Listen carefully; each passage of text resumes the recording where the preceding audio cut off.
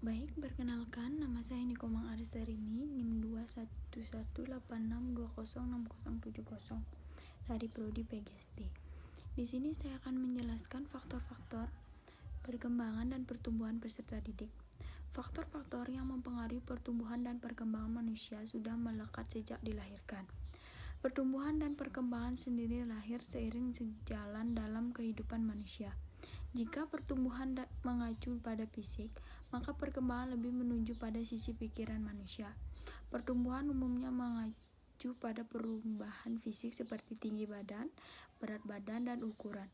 Sementara itu, perkembangan lebih memandang secara kualitas seseorang, terutama mengenai kedewasaan.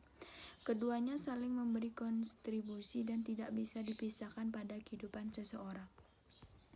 Faktor-faktor pertumbuhan dan perkembangan peserta didik dapat dibagi menjadi 7, yaitu yang pertama, keturunan. Setiap manusia diwarisi genetik dari orang tuanya. Ini menjadi faktor alami yang memiliki pengaruh besar bagi tumbuh kembang manusia. Ciri fisik sebagai tinggi, berat, struktur tubuh, warna mata, struktur rambut, kecerdasan, dan bakat umumnya dibawa oleh gen. Beberapa penyakit juga bisa jadi ditirukan dari orang tuanya.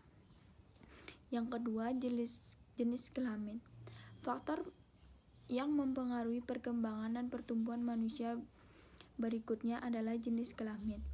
Laki-laki dan perempuan tentu akan memiliki proses tumbuh kembang yang berbeda, baik secara fisik maupun psikis. Perkembangan perempuan untuk menjadi dewasa juga cenderung lebih cepat daripada laki-laki. Kemudian, yang ketiga, hormon. Faktor internal alami lainnya yang tak bisa disingkirkan adalah hormon. Jika produksi hormon sesuai kebutuhan, maka fungsi tubuh akan berjalan sebagai mestinya. Jika kadang hormon tidak seimbang, berbagai fungsi tubuh bisa berhambat yang berujung pada tidak normalnya tubuh kembang seseorang. Bukan itu saja, hormon tak seimbang bisa menyebabkan masalah kesehatan fisik dan mental. Yang keempat, nutrisi. Agar fungsi tubuh optimal, asupan nutrisi yang juga seimbang. Kecukupan gizi berperan penting sebagai faktor yang mempengaruhi pertumbuhan dan perkembangan manusia. Kekurangannya nutrisi bisa menyebabkan terhambatnya proses ini. Sebaliknya, makan berlebihan dengan nutrisi tak seimbang bisa menunjukkan munculnya masalah kesehatan. Yang kelima, aktivitas fisik.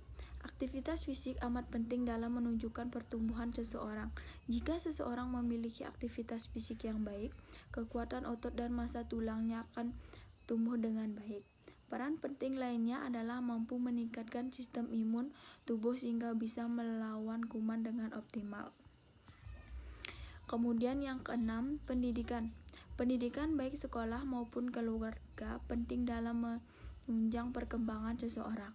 Pendidikan yang baik akan memberikan efek positif bagi mental, intelektual, emosional, dan kemampuan sosial.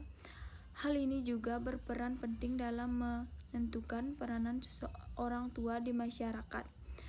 Proses ini juga akan membimbing kedewasaan anak-anak menjadi lebih baik. Kemudian yang terakhir, lingkungan.